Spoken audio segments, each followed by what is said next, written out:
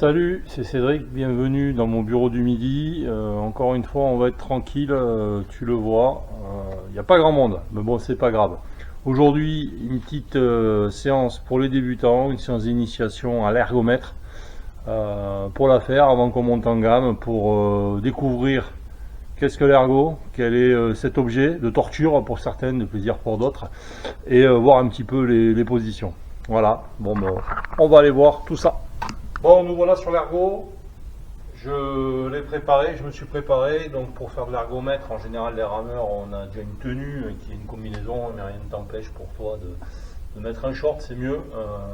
Avec un t-shirt, short un petit peu fitness qu'on peut trouver. La tenue est importante, hein. Une paire de baskets, chaussures dédiées. Moi je pars sur des chaussures de salle spécial fitness. Pour avoir une semaine un peu plus dure. Ça servira pour la musculation. Bon, des séances à l'ergo, t'en vois plein sur YouTube. Hein. Je vais essayer de la faire un peu différente. Tu connais, si tu es là, tu connais l'outil globalement. Bon, on va le faire en deux phases. Hein. Je vais te remontrer effectivement ce que l'on voit, quelle est la position que j'estime idéale, hein, que je pratique, et les erreurs couramment réalisées par les débutants. Je rappelle cette vidéo. Elle s'adresse à toi qui débute ou toi qui découvre, rameur ou pas, hein, qui est en salle et qui veut ramer sur ce type de matériel. Donc l'ergomètre, on prend sa poignée globalement et après on est sur son rail. On va le voir tout à l'heure, je vais te faire un focus sur l'embarqué, comment moi je travaille. Qu'est-ce qu'il faut faire? L'aviron tu l'as vu, ton coach l'a vu, peut-être ton prof en salle te l'a dit. Hein. Devant on a des bras tendus, on est groupé, on vient fermer l'angle.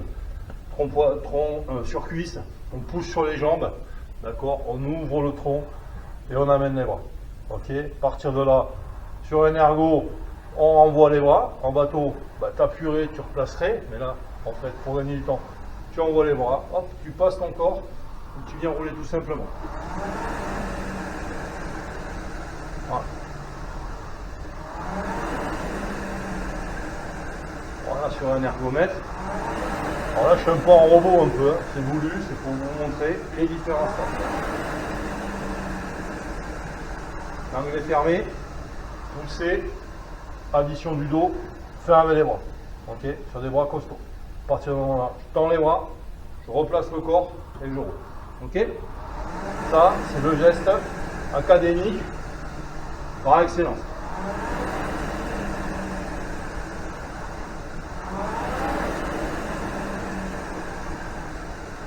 Voilà, première étape. Alors maintenant, les erreurs. Qu'est-ce qu'on voit? Qu'est-ce que je vois? Qu'est-ce que j'ai souvent vu? Les erreurs, il y en a plusieurs. Il y a les erreurs de base, hein, qui sont liées par une mauvaise technique, et celles qui vont arriver pendant l'effort. Celles-là sont différentes et c'est par l'entraînement qu'on va les corriger. Les erreurs par la technique, ça va être ça. Sur le rameur débutant, ça va être de remonter les genoux avant de placer les bras. Donc ça va assister à ça.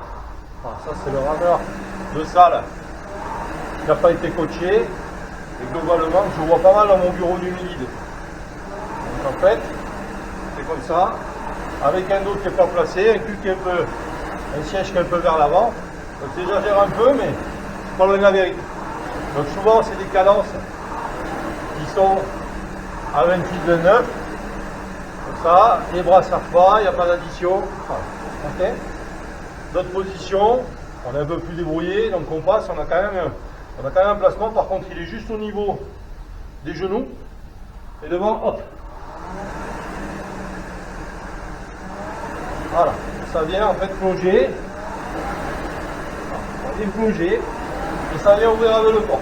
J'exagère, bon, ça, faut pas faire. D'accord? Alors tu as une autre erreur aussi, une autre faute, c'est je rame, et devant, je prends sur les bras. Devant, je prends sur les bras. Non. On va se placer devant, les bras c'est en addition. D'accord? Devant, ça, non, ça. Ok?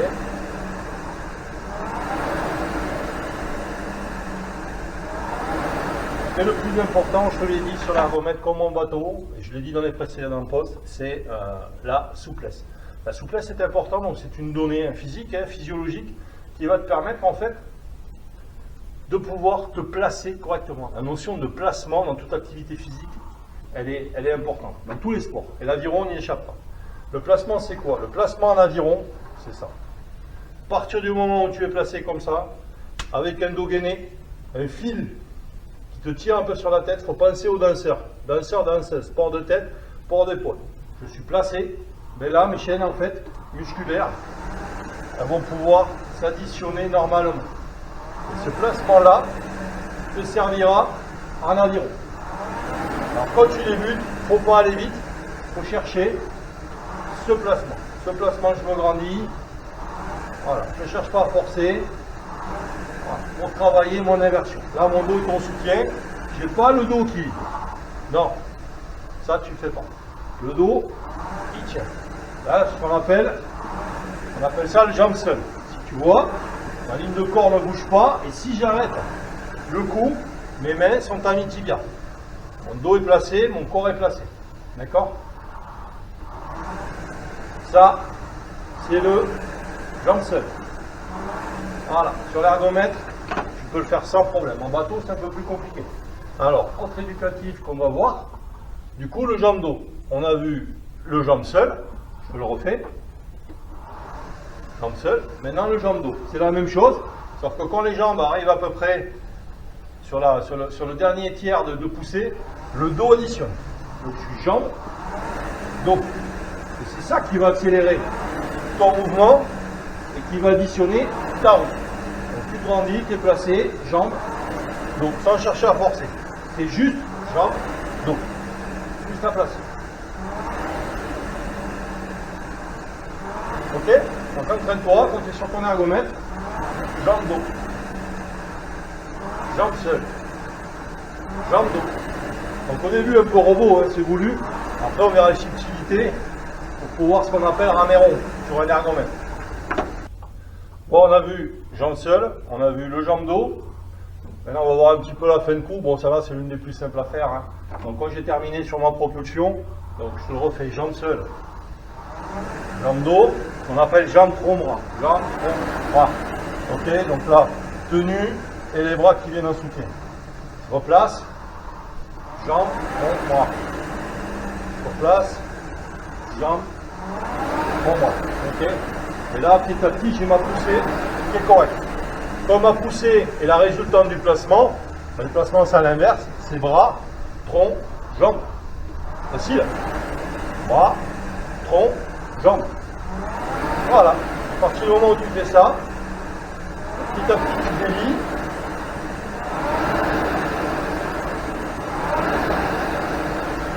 T'entends la roue qui commence à chanter. On a vu les positions.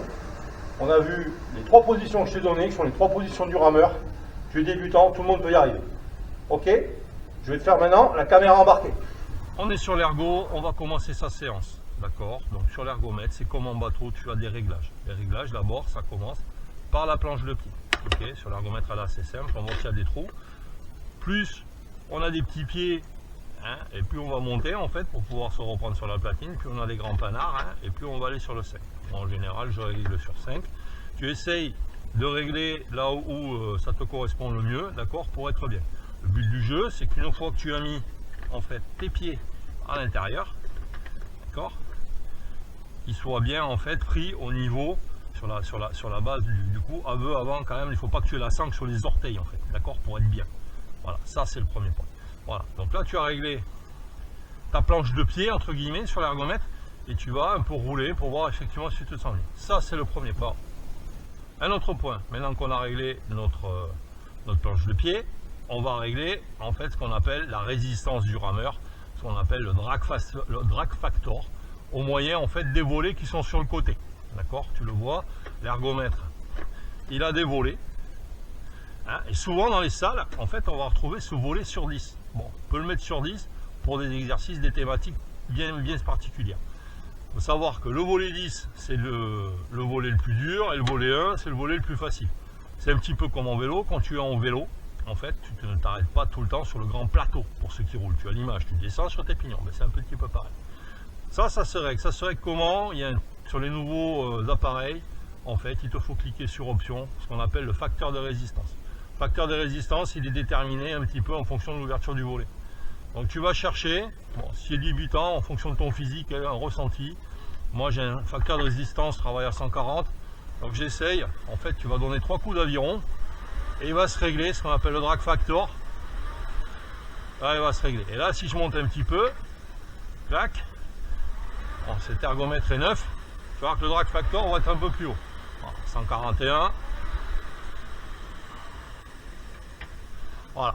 Bon, une fois que tu as réglé ton drag factor, tu reviens à 0 et tu reviens sur le menu. Maintenant que j'ai réglé ma planche de pied, mon drag factor, que je suis en tenue et que je suis prêt, je vais pouvoir commencer en fait mon petit training. Sur le rameur, on peut fonctionner à la durée, on peut tout faire, d'accord. Il y a la sélection des entraînements, on va te le donner, il y a des listes standards, listes perso, voilà, où on va sur de la distance, où tu vas être également sur des minutes. Bon, personnellement, j'aime bien travailler sur la distance. Pourquoi? Parce que je visualise et plus je rampe fort, plus je termine tôt. Bon, des fois, il faut savoir aussi travailler sur la durée. Pour toi, le débutant, je vais te conseiller surtout commencer par des petites distances à pouvoir faire plusieurs fois. Comme ça, tu peux te challenger et puis tu pourras voir un petit peu comment tu évolues. D'accord? Donc voilà. À partir de là, tu peux démarrer. Donc quand tu commences, déjà le premier, tu le fais souple. Et après, petit à petit, tu vas pouvoir monter. Donc sur la technique qu'on a vue, on va chercher, voilà, à replacer.